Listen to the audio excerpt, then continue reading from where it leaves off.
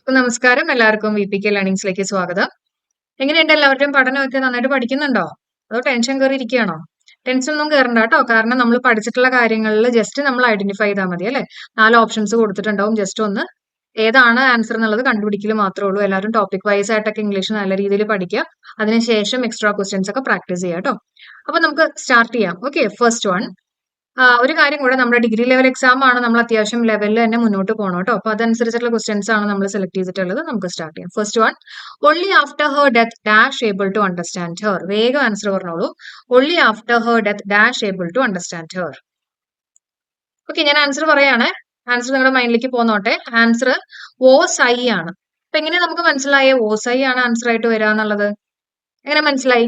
ഇവിടെ ഒള്ളി എന്ന് പറയുന്നത് ഒരു സെമി നെഗറ്റീവ് ആയിട്ടുള്ള വേർഡ് ആണ്. Only, hardly, scarcely, rarely, under no circumstances, ഇതൊക്കെ നെഗറ്റീവ് ആയിട്ട് നമ്മൾ യൂസ് ചെയ്യുന്ന വേർഡ്സ് ആണ്. അപ്പൊ ഇങ്ങനത്തെ വാക്കുകൾ വന്നു കഴിയുമ്പോൾ ആദ്യം വരേണ്ടത് ഓക്സിലറി വെർബാണ്. ആദ്യം എന്താ വരണ്ടേ? ഓക്സിലറി വെർബ് വരണം. അതിനുശേഷം മാത്രമേ സബ്ജക്റ്റ് വരാൻ പാടുള്ളൂ. അപ്പൊ നമ്മുടെ ഓപ്ഷൻസ് നോക്കിയേ. ഓക്സിലറി വെർബ് ആദ്യം വന്നിട്ടുള്ളത് എവിടെയാ? അത് എവിടെയാണ് അല്ലെ?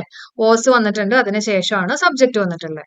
മനസ്സിലായോ? ഇതിന് ഇൻവേർഷൻ റൂൾ എന്നൊക്കെ നമ്മൾ പറഞ്ഞ് പഠിച്ചിട്ടുണ്ട്. ഓക്കെ, അപ്പൊ ഇങ്ങനെ ഒരു ക്വസ്റ്റ്യൻ വന്നു കഴിഞ്ഞാൽ നെഗറ്റീവ് അടിക്കരുത്. നല്ല രീതിയിൽ ക്വസ്റ്റ്യൻ നോക്കുക. Only, scarcely, hardly, rarely, under no circumstances ഒക്കെ വരുമ്പോൾ നമ്മൾ എന്ത് യൂസ് ചെയ്യണം? ആദ്യം ഓക്സിലറി വെർബ്, അതിനുശേഷം മാത്രമേ സബ്ജക്റ്റ് വരാൻ പാടുള്ളൂ. ഓക്കെ, എല്ലാവർക്കും മനസ്സിലായി എന്ന് വിചാരിക്കുന്നു കേട്ടോ. ഇനി അടുത്ത ക്വസ്റ്റ്യനിലേക്ക് കയറിനേക്കാൾ മുമ്പ് ഒരു കാര്യം പറഞ്ഞേക്കട്ടെ. നമ്മുടെ ഡിഗ്രി പ്രിലിംസിന് വേണ്ടിയിട്ടുള്ള 10 ഡേയ്സിന്റെ ഒരു ലൈവ് ബാച്ച് ആണ്. ലൈവ് ബാച്ച് നമ്മൾ സ്റ്റാർട്ട് ചെയ്യാണ്.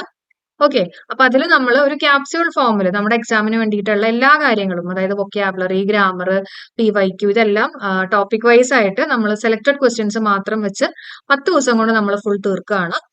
ഓക്കെ, അപ്പോൾ ആർക്കെങ്കിലും ജോയിൻ ചെയ്യാൻ താല്പര്യം ഉണ്ടെങ്കിൽ നിങ്ങൾക്ക് വേഗം തന്നെ ജോയിൻ ചെയ്യാം. അപ്പൊ ഇതിന്റെ ആക്ച്വൽ പ്രൈസ് എന്ന് പറയുന്നത് 299 റുപ്പീസ് ആണ്. 6th 7th നിങ്ങൾ ജോയിൻ ചെയ്യുകയാണെങ്കിൽ, 6ാം തീയതി അല്ലെങ്കിൽ 7ാം തീയതി ജോയിൻ ചെയ്യുകയാണെങ്കിൽ നിങ്ങൾക്ക് 99 റുപ്പീസിൽ ഈ 10 ദിവസത്തെ ക്രാഷ് കോഴ്സ് അറ്റൻഡ് ചെയ്യാം. അപ്പൊ 10 ദിവസം എന്ന് പറഞ്ഞാൽ 10 അവേഴ്സിന്റെ ക്ലാസ് ആണ് കേട്ടോ. ഓക്കെ, 10 അവേഴ്സിന്റെ ക്ലാസ് ആണ് 99 റുപ്പീസ് അറ്റൻഡ് ചെയ്യുന്നത്.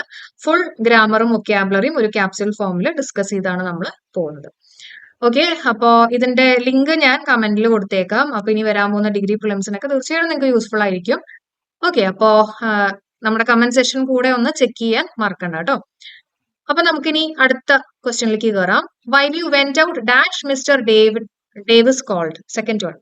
While you went out dash Mister Davis called. പറട്ടെ.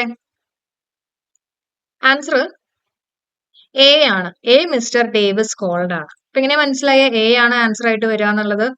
ഇപ്പൊ നമുക്ക് നല്ല രീതി, നമുക്ക് നന്നായിട്ട് അറിയാവുന്ന ഒരാളാണെങ്കിൽ നമുക്ക് എന്ത് പറയാൻ പറ്റും?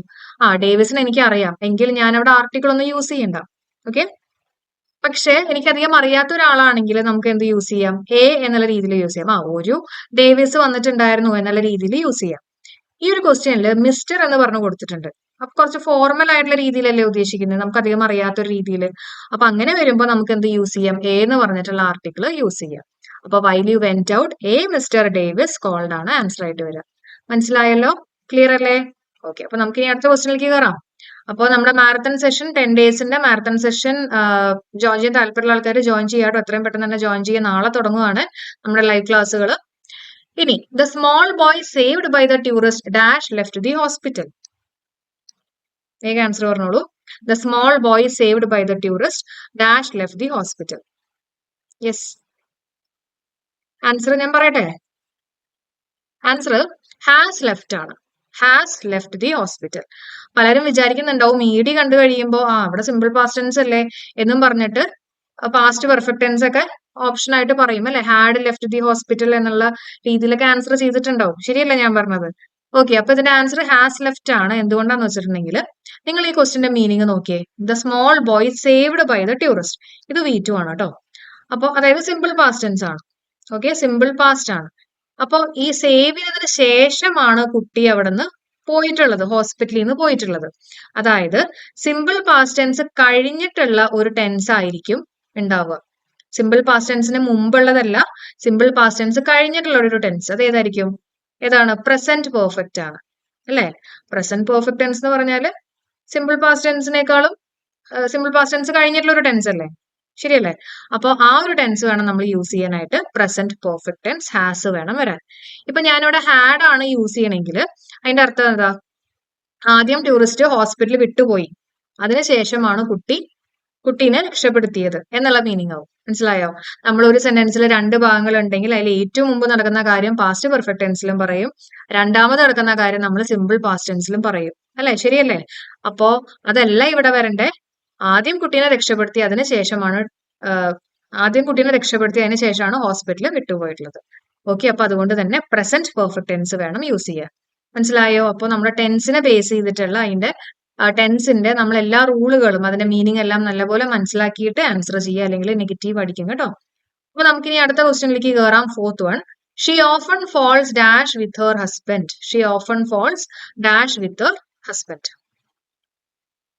ആൻസർ ഫോൾസ് ഔട്ട് ആണ്. ഫോൾ ഔട്ട് എന്ന് പറഞ്ഞാൽ എന്താ? ഫൈറ്റ് ചെയ്യുക, ക്വാറൽ ചെയ്യുക കേട്ടോ, തല്ല് പിടിക്കുക എന്നൊക്കെ മീനിങ് വരുന്ന ഒരു ഫ്രേസൽ വെർബാണ് ഫോൾ ഔട്ട് എന്ന് പറയുന്നത്. അപ്പൊ ഷീ ഓഫൺ ഫോൾസ് ഔട്ട്. ഔട്ടിൽ പോയിട്ട് വീണു എന്ന് പറഞ്ഞാൽ എന്താ? രണ്ടുപേരും കൂടെ തല്ല് പിടിച്ച് വീണു എന്നുള്ള രീതിയിലൊക്കെ ഓർത്ത് വെക്കാൻ വേണ്ടി പറയുന്ന കണക്ഷൻസ് ആണ് കേട്ടോ. ഓക്കെ, അപ്പൊ നമുക്ക് ഇനി ഫിഫ്ത്ത് ക്വസ്റ്റ്യനിലേക്ക് കയറാം. ഞാൻ അത്യാവശ്യം സ്പീഡിലാണ് പോകുന്നത്, എക്സാം അടുക്കുന്നത് കൊണ്ടാണ്. ഓക്കെ, ഇനി athletics dash quite popular among students. പോരട്ടെ. Athletics dash quite popular among students. എന്തായിരിക്കും ആൻസർ? അത്ലറ്റിക്സ് അല്ലെങ്കിൽ ഗെയിംസ്, സ്പോർട്സ്, ഇതിനെയൊക്കെ നമ്മൾ സിംഗുലർ ആയിട്ടാണ് കൺസിഡർ ചെയ്യുക കേട്ടോ. അപ്പൊ athletics is quite popular among students. Okay, പാസ്റ്റിനെ കാണിക്കുന്ന ഒന്നും ഇതിനകത്ത് കൊടുത്തിട്ടില്ലല്ലോ, അപ്പൊ വാസ് ഒന്നും യൂസ് ചെയ്യേണ്ട ആവശ്യമില്ല. ഓക്കെ, ഇനി this brand of spectacles dash out of stock these days. This brand of spectacles dash out of stock these days. വേഗം പറ.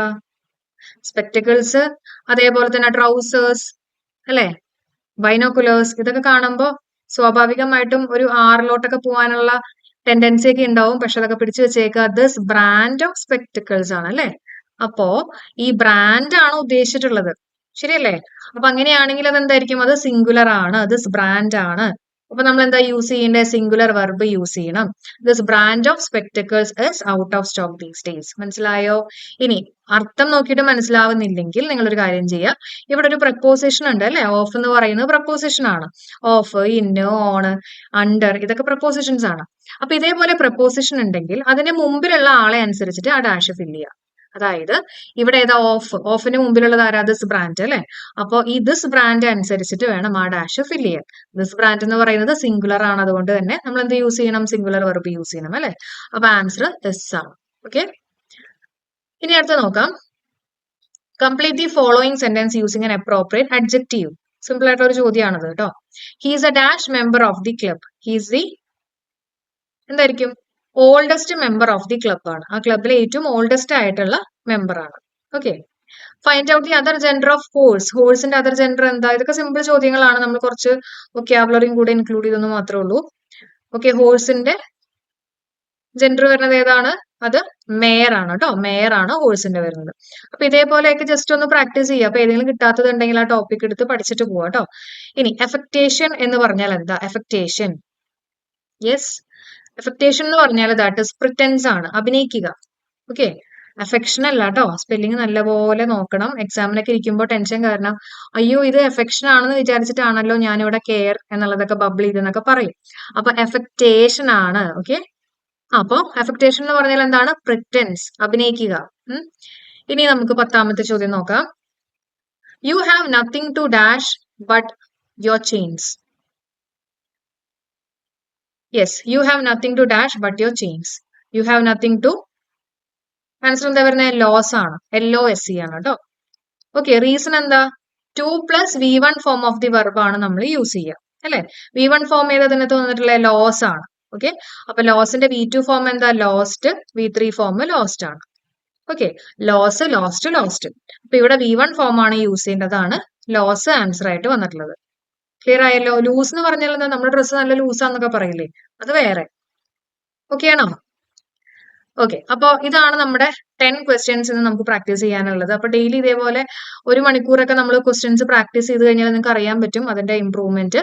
അപ്പോൾ ആർക്കെങ്കിലും നമ്മുടെ ഡിഗ്രി പ്രിലിംസ് എക്സാമിന് ഡിഗ്രി പ്രിലിംസ് എക്സാമിന് വേണ്ടിയിട്ട് പ്രാക്ടീസ് ചെയ്യുന്ന ആൾക്കാർക്ക് 10 ഡേയ്സിന്റെ ലൈവ് ബാച്ച് 10 അവേഴ്സിന്റെ batch 6th 7th including today കേട്ടോ 5th 6th 7th ജോയിൻ ചെയ്യുന്ന ആൾക്കാർക്ക് നിങ്ങൾക്ക് 99 റുപ്പീസിന് ജോയിൻ ചെയ്യാം. അതിന്റെ ലിങ്ക് ഞാൻ കമന്റ് സെക്ഷനിൽ കൊടുക്കാം. വേഗം തന്നെ ജോയിൻ ചെയ്യാം. നമുക്ക് ലൈവായിട്ട് തന്നെ ഒരു മാരത്തോൺ രീതിയിൽ നമുക്ക് പഠിച്ചു പോവാം. ടോപ്പിക് വൈസ് ആയിട്ട് എല്ലാം നമുക്ക് കവർ ചെയ്ത് സ്പീഡിൽ പോവാം കേട്ടോ. അപ്പോൾ thank you so much for supporting. എല്ലാവർക്കും ക്ലാസ് യൂസ്ഫുൾ ആയിട്ട് തോന്നിയിട്ടുണ്ടെങ്കിൽ തീർച്ചയായിട്ടും ഒന്ന് ലൈക്ക് ചെയ്യാനും നിങ്ങളുടെ ഫ്രണ്ട്സിനൊക്കെ മാക്സിമം ഷെയർ ചെയ്യാനും സപ്പോർട്ട് ചെയ്യാനും മറക്കണ്ട. Thank you so much. Have A nice day. Thank you all.